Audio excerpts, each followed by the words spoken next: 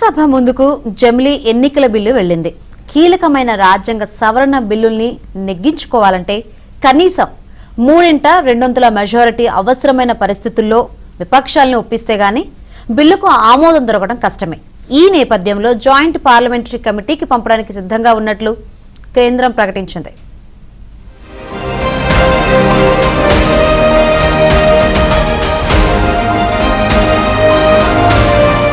లోక్సభ రాష్ట్ర అసెంబ్లీలకు ఏకకాలంలో ఎన్నికల నిర్వహణకు ఉద్దేశించిన ఒకే దేశం ఒకే ఎన్నికల బిల్లు ఎట్టకేలకు పార్లమెంట్ ముందుకొచ్చింది.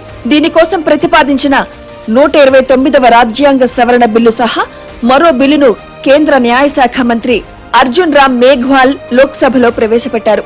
తొలుత ఈ బిల్లును సభ ముందుంచగా కాంగ్రెస్, సమాజ్వాదీ పార్టీ, టీఎంసీ సహా పలు ప్రతిపక్షాలు తీవ్రంగా వ్యతిరేకించాయి. అటు ఎన్డీఏ మిత్రపక్షాలు బిల్లులకు సంపూర్ణ మద్దతు ప్రకటించాయి. ఆ తర్వాత బిల్లును ప్రవేశపెట్టడంపై ఓటింగ్ నిర్వహించారు.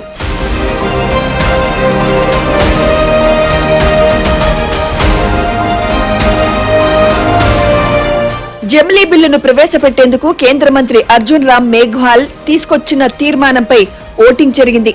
హైబ్రిడ్ విధానంలో దీన్ని చేపట్టారు. ఇందులో కొంతమంది ఎలక్ట్రానిక్ పద్ధతిలో ఓటు వేయగా మరికొంతమంది ఎంపీలు బ్యాలెట్ లో తమ అభిప్రాయాలను తెలియజేశారు. మొత్తంగా ఈ బిల్లును సభలో ప్రవేశపెట్టేందుకు 269 మంది ఎంపీలు అనుకూలంగా ఓటేశారు. 198 మంది వ్యతిరేకించారు. ఆ తర్వాత జమిలీ బిల్లుని కేంద్ర మంత్రి సభలో ప్రవేశపెట్టారు. With your permission, I beg to move for leave to introduce the Constitution 129th Amendment Bill 2024 further to amend the Constitution of India. ये आइटम नंबर 18 में है और आइटम नंबर 19 में जैसे आपने कहा honourable speaker sir, with your permission I wish to move for leave to introduce the Union Territories Laws Amendment Bills 2024 further to amend the Government of Union Territories Act 1963, the Government of National Capital Territory of Delhi Act 1991 and the Jammu and Kashmir Reorganization Act 2019. ये मैं आपकी अनुमति से आपसे leave मांग रहा हूँ. Thank you sir. జమిలీ బిల్లుకు బేషరతుగా మద్దతు ఇస్తున్నట్లు టీడీపీకి చెందిన కేంద్ర మంత్రి పెమ్మసాని చంద్రశేఖర్ తెలిపారు. జమిలీ ఎన్నికలతో ఖర్చు తగ్గి సామర్థ్యం పెరుగుతుందని, పోలింగ్ శాతం మెరుగవుతుందని ఆశాభావం వ్యక్తం చేశారు. I rise today on behalf of the Telugu Desam Party to express our unwavering support for the NDA's One Nation and One Election bill. Sir, our party's guiding force, Sri Nara Chandrababu Naidu ji, has always championed transformative ideas and is well recognized and respected as a visionary leader, sir. TDP is deeply committed to nation building initiatives such as Vikasit Bharat 2047 and aims to align them with Vikasit Andhra 2047, reflecting the true spirit of cooperative federalism and a shared vision for progress and development. జమిలీ ఎన్నికలు రాజ్యాంగ మౌలిక స్వరూపానికి విరుద్ధమని MIM అధినేత అసదుద్దీన్ విమర్శించారు. ఇవి అధ్యక్ష తరహా పాలనకు దారితీస్తాయని ఆందోళన వ్యక్తం చేశారు. I rise to oppose this draconian unconstitutional bill, sir. This bill violates the right to democratic self-government, which is part of Article 1419.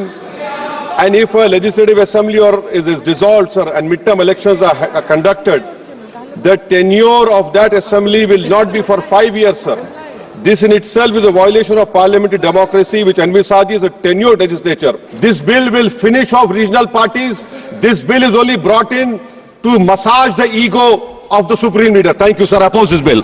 మరోవైపు జమిలీ ఎన్నికల బిల్లును జేపీసీకి పంపడానికి తమకు ఎలాంటి అభ్యంతరం లేదని హోంమంత్రి అమిత్ షా స్పష్టం చేశారు.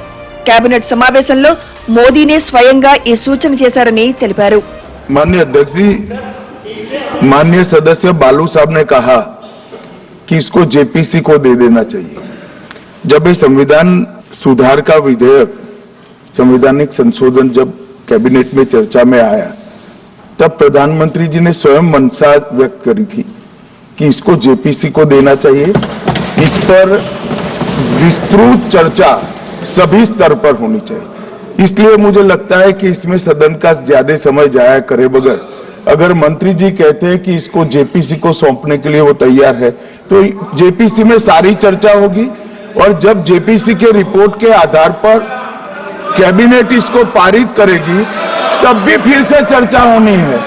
तो मैं मानता हूं कि माननीय मंत्री जी अगर जेपीसी में रखने की इच्छा व्यक्त करते हैं तो यहीं पर एक चीज समाप्त हो जाए। విస్తృత సంప్రదింపులు జరిపేందుకు పార్లమెంట్ ఉభయ సభల ఉమ్మడి కమిటీకి ఈ బిల్లును సిఫార్సు చేయాలని లోక్సభ స్పీకర్ ఓం బిర్లాను కేంద్ర మంత్రి మేఘ్వాల్ కోరారు. ఎంపీల సంఖ్య ఆధారంగా ఆయా పార్టీలకు జేపీసీలో చోటు కల్పించనున్నారు.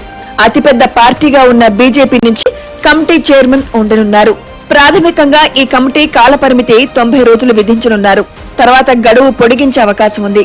ఇక జమిలీ ఎన్నికలు నిర్వహించేందుకు 32 రాజకీయ పార్టీలు మద్దతివ్వగా 15 పార్టీలు వ్యతిరేకించినట్టు ఇప్పటికే రామ్నాథ్ కోవింద్ కమిటీ ప్రకటించింది.